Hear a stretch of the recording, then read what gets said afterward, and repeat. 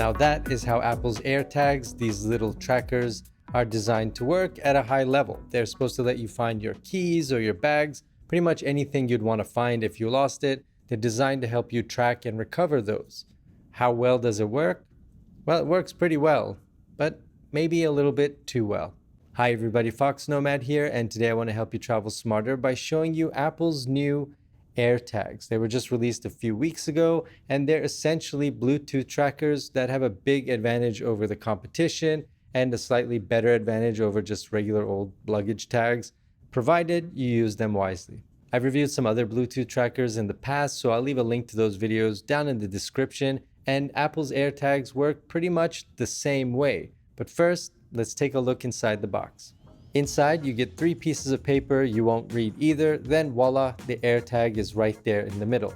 The packaging looks a little like a lock. Do you see it? Anyway, that's basically it. Just make sure when you remove all the wrapping that you pull this tab out too. It's what activates the AirTag by connecting the little CR2032 battery inside.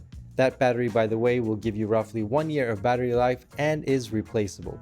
The AirTag itself is a hockey puck shaped tracking device with a shiny face and a white glossy back. They run $29 each, or you can get 4 for $99. There aren't any colors to choose from, so if you get an AirTag right now, it's gonna look just like this one.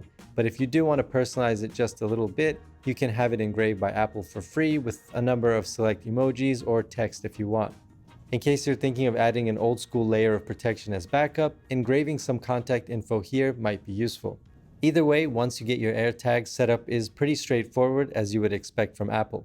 All you have to do is place the AirTag by the power button of your iPhone and it will be instantly recognized, assuming you're running the latest version of iOS, basically anything 14.5 and above. Once it's paired up, you're then asked to name it. It makes sense to use the type of thing you're going to track as the name, and now your AirTag is tied to your Apple ID. Seems pretty simple, right? Well, it is pretty simple to set up an AirTag with your iPhone, but how does it help you track your lost stuff? Well, for backpacks and purses, you can just drop this little hockey puck inside and now it's tracking it.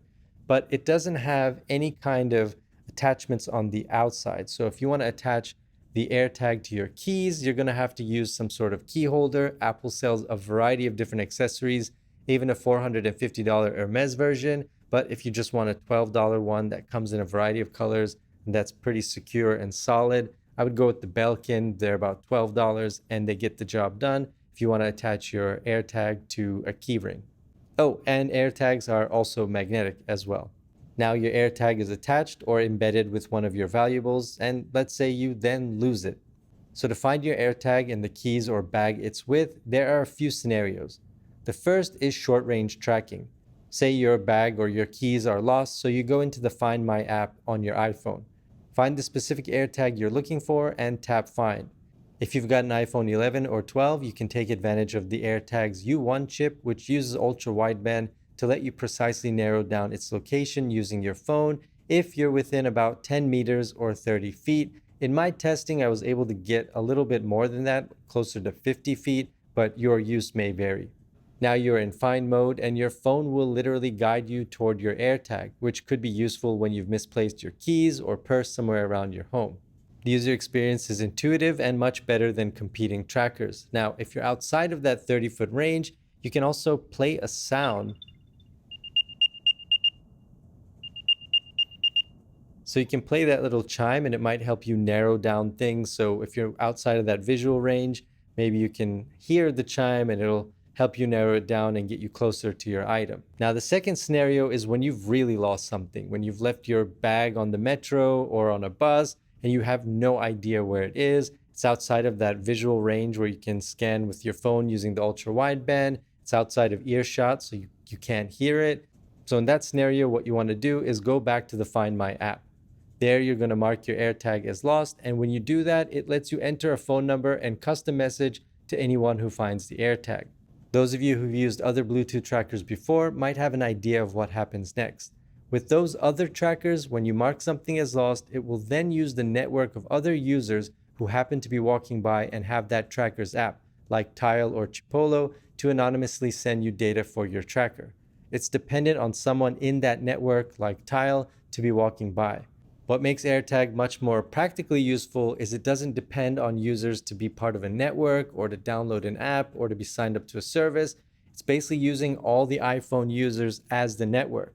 So when you mark an AirTag as lost, somebody walking by with an iPhone without them knowing it, this happens anonymously, it's all encrypted, it happens automatically. That iPhone is going to then go and send you the location of your AirTag. So it's using all of those other users as kind of automated lookouts, and your phone is also an automated lookout as well. And because of all of those iPhone users, I mean, just imagine how many iPhone users live around you. All of those iPhone users are going to help you put this AirTag on the map. Once you can see it in your Find My app, you can then hopefully recover your lost bag or keys or whatever you happen to lose. If you're wondering about Android users, if they find a lost AirTag, they can just put it up to their phone, and using NFC, it's going to scan it and then give the contact information that you left, plus the message that you created as well. Obviously, the expectation is a good Samaritan will get in touch with you so you can get your lost stuff back. iPhone users can also do the same with a lost AirTag. But what about bad people? Well, here's an AirTag strategy you can use that will hopefully help you recover your lost things if they happen to be found by somebody who doesn't have the best intentions or maybe isn't going to get in touch with you by themselves. A thief who sees an AirTag is likely to disable it, either by removing the replaceable battery, smashing the AirTag, or just getting rid of it. Although Apple does make AirTag luggage loops, I think you have a better chance of tracking lost luggage or a backpack if the AirTag is hidden inside. That would give you more time to get location data on something you've lost before a thief discovers it. Plus, most people who come across an AirTag probably aren't going to scan it right away if they even know to do that.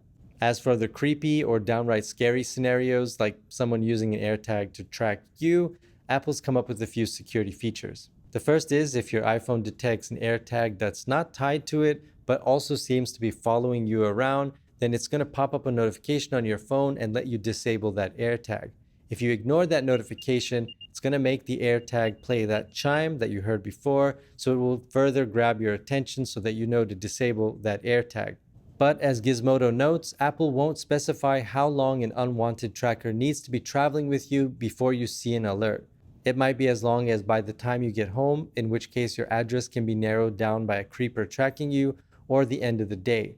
For Android users, that time is 3 days, which is a really long time to have an unwanted tracker following you around. Now, in the case where you're with other people who have AirTags, like on a bus, and that could seem like it's following you, that won't set off the notification if those AirTags are tied to those people's iPhones. So as long as the AirTag and the phone are tied together, it's assuming that they're going places together and they're not being used to track you. But once the AirTag becomes detached from the iPhone and it's nowhere around, and your iPhone detects an AirTag that's kind of off doing its own thing, it'll then pop up that notification if that tag seems to be following you around. Bringing them back to their intended use though, I think these AirTags can be very useful to help you find your lost things like luggage. So you've got your regular paper tags on the outside of your bags. If you put one of these on the inside of your bag, if the airline loses your luggage and they can't find you using that contact information, then you can always be proactive and let them know where that bag might be because you've got one of these in it.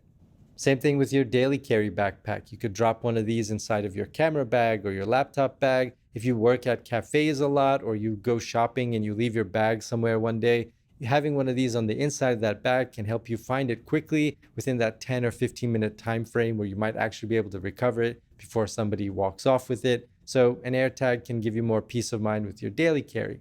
If you happen to leave things around your house and misplace your keys, for example, an AirTag is going to come in really handy because you're going to be able to find it and saves you time from searching around for all those things you're always leaving all over the place. And I can see other creative uses as well, like putting this on a dog collar or on a cat collar, so you can maybe locate your pet if they happen to get lost. Pretty versatile and useful for a miniature hockey puck. Thanks for watching. Let me know if you have any questions about AirTags down in the comments below. And while you're down there, hit the like and subscribe buttons. I'll have new videos for you every week, and I will see you in the next video. But what about bad? Well, here's an. What about?